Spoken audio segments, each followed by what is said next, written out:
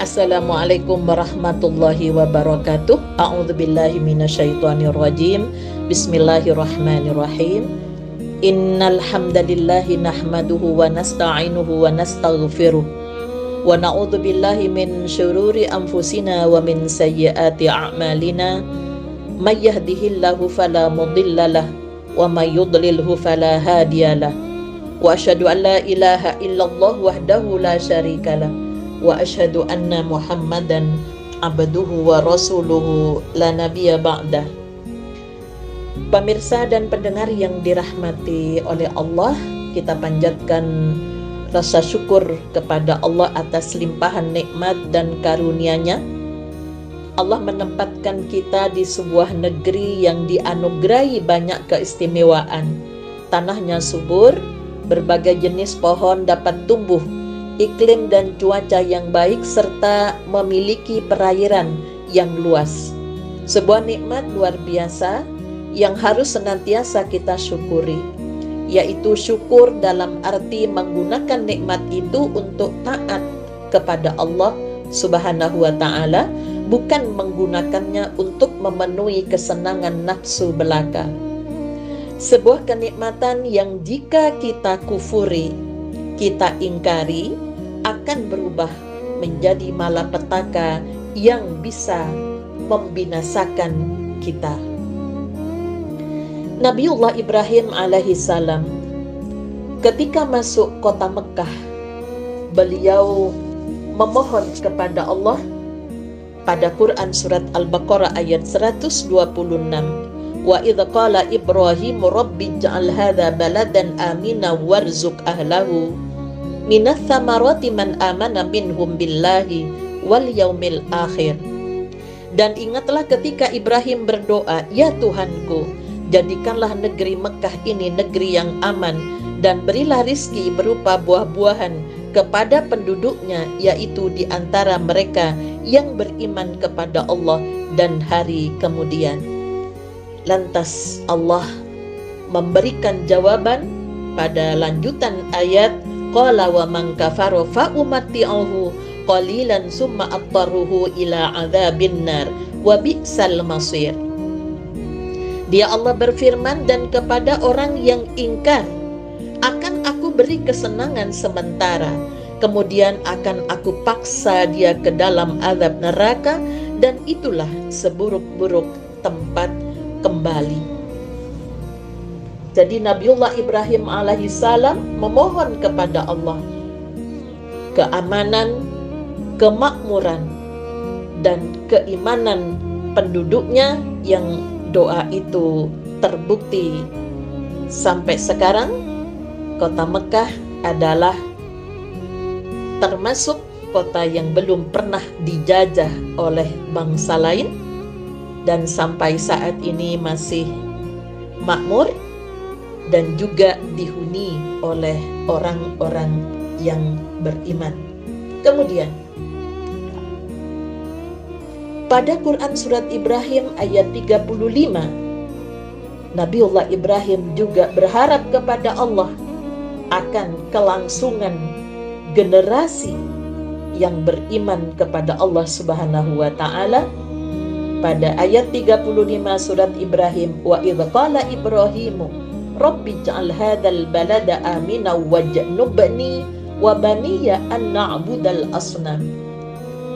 Dan ingatlah ketika Ibrahim berdoa, ya Tuhan, jadikanlah negeri ini, kota Mekah, negeri yang aman, dan jadikanlah aku beserta anak cucuku agar tidak menyembah berhala.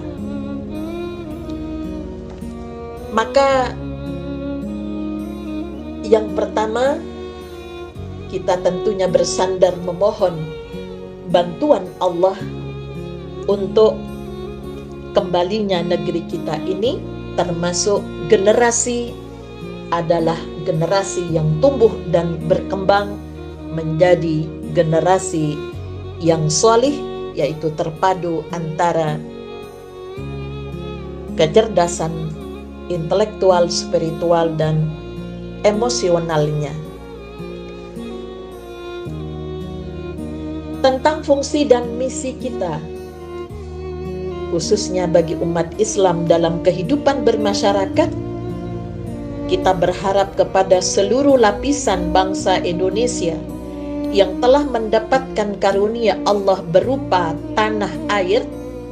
Ada tanah dan air, insya Allah airnya sekitar 2/3 lautan, yang tentunya mengandung sumber kekayaan.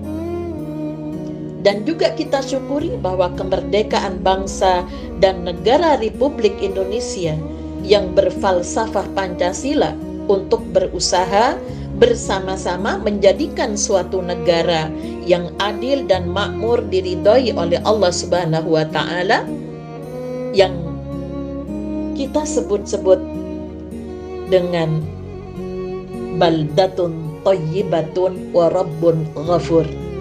Bahkan potongan ayat ini didenungkan pada Mars MTQ ketika menjelang musabaqah tilawatil Quran. Pemirsa dan pendengar yang dirahmati oleh Allah, kita sering mendengar optimisme para tokoh negeri ini mengungkapkan impian negeri ini sebagai negeri ideal dengan slogan baldatun thayyibatun wa rabbun ghafur, sebuah negeri yang baik dan diberi ampunan oleh Allah.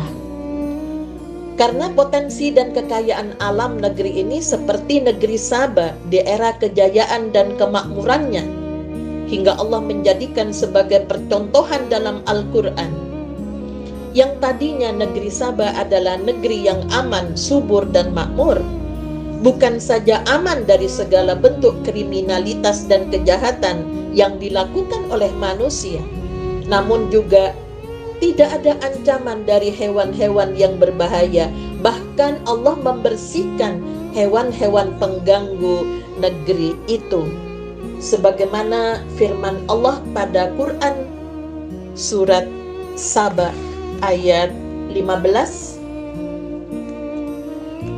Laqad kana li saba'in fi maskanihim ayatun jannatani ayyamini wa shimal kulu min rizqi rabbikum washkuru lah baldatun thayyibatun wa rabbun ghafur. Sesungguhnya bagi kaum Saba ada tanda kekuasaan Tuhannya di tempat kediaman mereka, yaitu 2 buah kebun di sebelah kanan dan di sebelah kiri. Kepada mereka dikatakan, makanlah olehmu dari rizki yang dianugerahkan Tuhanmu dan bersyukurlah kamu kepadanya. Negerimu adalah negeri yang baik dan Tuhanmu yang maha pengampun. Pemirsa dan pendengar yang dirahmati oleh Allah, kalau kita melihat pada ayat 15, di mana ada 2 kebun di sebelah kanan dan di sebelah kiri, mereka juga tidak melihat adanya nyamuk, lalat, kutu, kalajengking, ular, dan hewan pengganggu lainnya. Dalam konteks kekinian, barangkali termasuk virus dan bakteri yang membahayakan. Negeri Saba juga menjadi negeri yang sangat subur dan makmur. Mereka membangun bendungan yang disebut sejarawan sebagai bendungan Ma'rib. Air dari bendungan itu dialirkan ke 2 wilayah perkebunan yang terletak di sisi kanan dan di sisi kiri negeri mereka. Para ulama tafsir di kalangan tabi'in menggambarkan betapa subur dan makmurnya negeri Saba itu, sehingga dianalogkan bahwa jika seorang perempuan berjalan di bawah pepohonan dengan memanggul keranjang untuk mewadahi buah-buahan yang berjatuhan tanpa harus memanjat, buah-buahan yang ada juga digambarkan dengan segala sifat kelezatan dan istimewa dibandingkan dengan buah-buahan yang ada di dunia pada waktu itu. Begitulah baldatun thayyibah, yang ada di negeri Sabah yang sempat diimpikan masyarakat dan dikisahkan para tokoh di negeri kita ini. Pemirsa dan pendengar yang dirahmati oleh Allah, slogan negeri yang baik itu pun nyaris tak terdengar. Mungkin karena kurangnya percaya diri atau malu untuk mengungkapkannya. Karena realita makin jauh dari impian, harapan itu pun seakan kandas sebelum mendekati titik yang diharapkan. Seakan potensi alam kita menjelma menjadi musuh, dan dari arah itulah bencana dan musibah datang bergantian. Mengingatkan kita akan kondisi kaum Sabah ketika mereka berubah syukur dengan kufur, maka dalam sekejap Allah menggantikan nikmah yang biasa kita sebut dengan nikmat dengan kata nikmah, menggunakan qaf yang artinya bencana. Allah menurunkan hujan lebat tiada henti, air meluap tak terbendung. Akhirnya bendungan Ma'rib itu menjadi jebol dan mengakibatkan banjir besar. Sebagaimana firman Allah pada ayat 16 Quran surat Sabah, fa'aradu fa'arsalna alaihim sailal arimi wa baddalnahum bi jannatayhim jannataini dhawatai ukulin khamtin wa asli wa syai'im min sidrin qalil.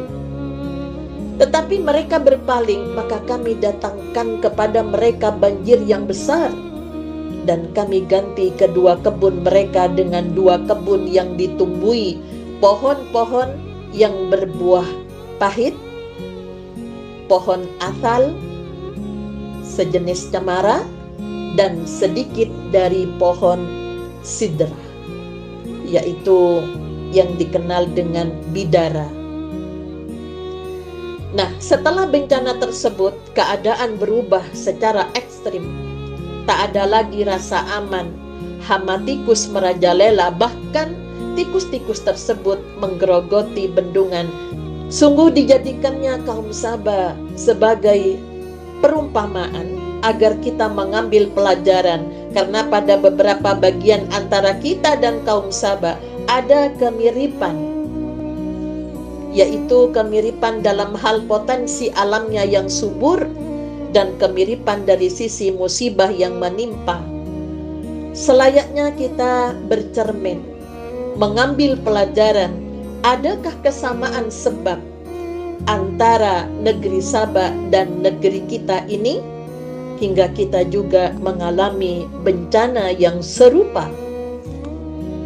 Pemirsa dan pendengar yang dirahmati oleh Allah, mungkin kita tidak mau dipersalahkan, atau sebagian malah menganggap bahwa menghubungkan antara dosa dengan musibah itu hanyalah wujud menggampangkan masalah, atau bahkan dianggap tidak berempati terhadap para korban bencana.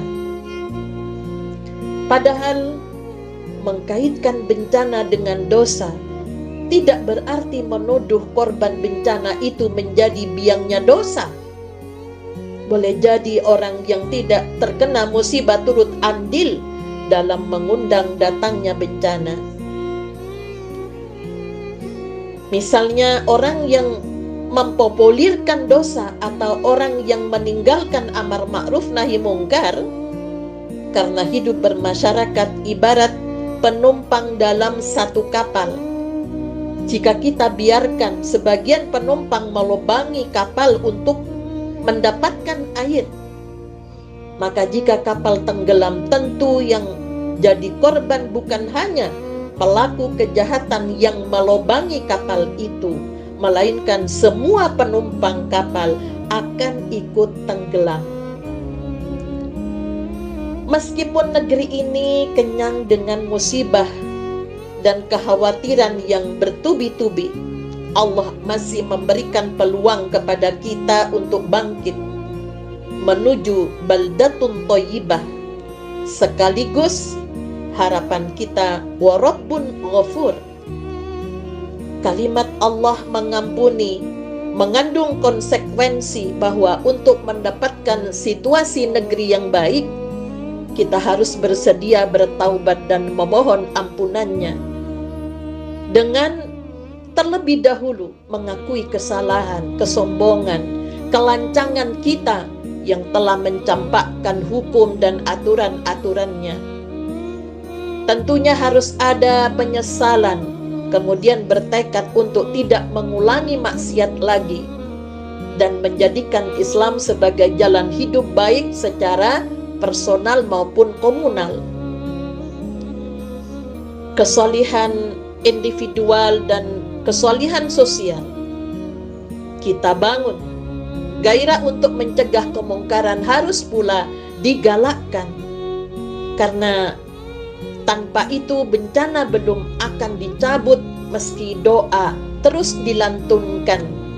Sebagaimana sabda Rasulullah sallallahu alaihi wasallam yang diriwayatkan oleh Tirmidzi, "Walladzi nafsi biyadihi la ta'murunna bil ma'rufi wa la tanhawunna 'anil munkari aw la yushikanallahu ayyab'asa 'alaikum iqaban minhu summa tad'unahu fala yustajabu lakum." Demi yang jiwaku ada di tangannya, hendaknya kamu mengajak yang ma'ruf dan mencegah dari yang mungkar, atau Allah akan mengirimkan bencana atas kalian. Kemudian kalian berdoa, namun doa kalian tidak dikabulkan oleh Allah. Pemirsa dan pendengar yang dirahmati oleh Allah, kita harus memiliki sebuah keyakinan terhadap apa yang disampaikan oleh Allah lewat Rasul-Nya, terutama kita umat Islam yang diberi oleh Allah petunjuk dalam kehidupan ini lewat Al-Quran. Maka janji Allah tentunya tidak akan meleset jika kita mau memperhatikan pada Quran surat Al-A'raf ayat 96, "Walau anna ahlal qura amanu wattaqau lafatahna alaihim barakatim minas sama'i wal ardi walakin kadzabu fa akhadnahum bima kanu yaksibun." Dan sekiranya penduduk negeri beriman dan bertakwa, pasti kami akan melimpahkan kepada mereka berkah dari langit dan bumi. Tetapi ternyata mereka mendustakan ayat-ayat kami, maka kami siksa mereka sesuai dengan apa yang telah mereka kerjakan. Pemirsa dan pendengar yang dirahmati oleh Allah, bahwa iman sebagai bentuk keyakinan, aktivitas batin yang diwujudkan pada prestasi lahiriah kita yang disebut dengan takwa. Takwa itu adalah prestasi lahir sebagai bukti dari keimanan. Maka tentunya Allah menurunkan berkah dari langit.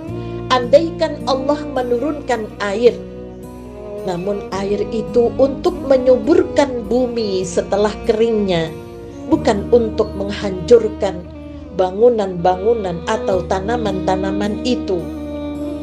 Letusan gunung berapi, tentunya laharnya akan jadi penyubur tanaman. Bahkan pasir-pasir itu pun bisa digunakan untuk membangun. Maka sebagai akhir dari kajian kita, marilah kita banyak introspeksi diri. Yang pertama, kepada tata wilayah, bagaimana mengedukasi pada masyarakat agar tidak membangun rumah di dekat tempat yang berbahaya. Kemudian kepada masyarakat juga berusaha untuk merencanakan pembangunan rumah yang lebih bagus, sehingga dengan demikian maka tentunya Allah akan memberikan kepada kita jalan setelah ikhtiar. Kemudian doa kita, maka yang akan turun kepada kita adalah negeri yang penuh berkah, tumbuh kebaikan-kebaikan. Nah, kemudian negeri yang baik yang diidamkan kita itu tentunya yang senantiasa dalam ampunan Allah Subhanahu wa ta'ala. Nasrun minallah wa fathun qarib wa basyiril mu'minin walhamdulillahi rabbil alamin. Assalamualaikum warahmatullahi wabarakatuh.